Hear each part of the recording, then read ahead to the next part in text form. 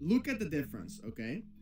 Technically speaking, we're going to look at ranges and how good a range is from a ranging standpoint based off looking at volume profiles, okay? You can also see it with your own eyes because the more sideways price action that you have in the range properly like this, the more concentrated your volume profile will be, because volume is mostly where the most time has been spent as well, because that's where the most volume has been trading at that point.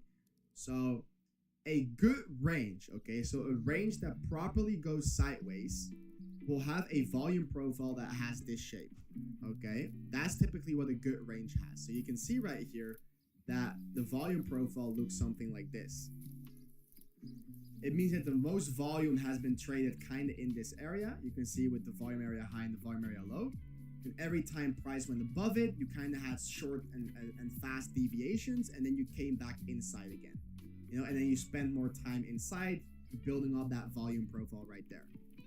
If we compare it, the current volume profile on the current Bitcoin range towards this Euro range that could technically speaking turn into a 1, a 2, and a 3, we can see that the volume profile is all over the place.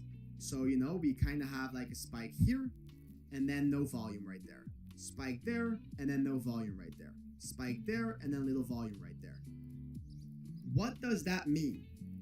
It means that even though technically this is one big range, if I had to draw ranges based off my volume profile, you would have a range in here, right? That was its own little range. You would have a range in here. That was its own little range. And this volume spike has probably been created by this little range in here.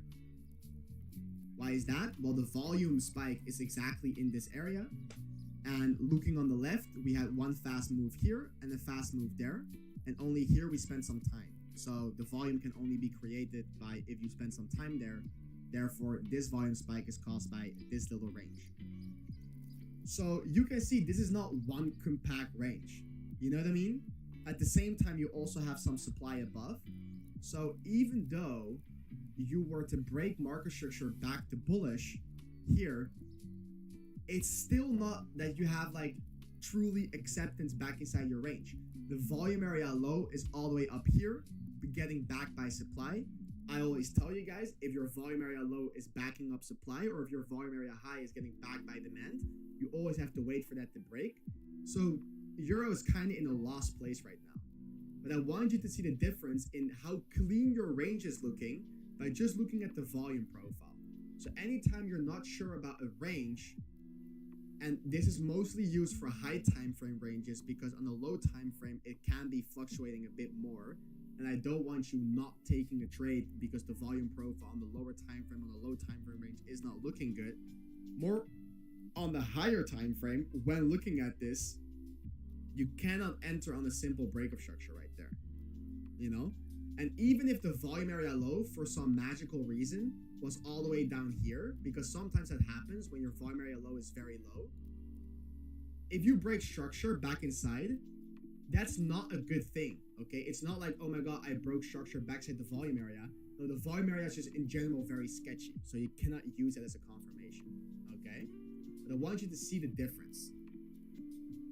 This is a good range from a volume profile perspective. This is a bad range because you kind of have three individual ranges and it's not one compact range. In order for it to become compact, you have to spend time in these gaps, meaning price has to spend some time here, go up, spend some time here, and then if it comes down and this slowly turns into one big shape, you know, you can look for a continuation long or something, you know? Low time frame entry for high time frame target.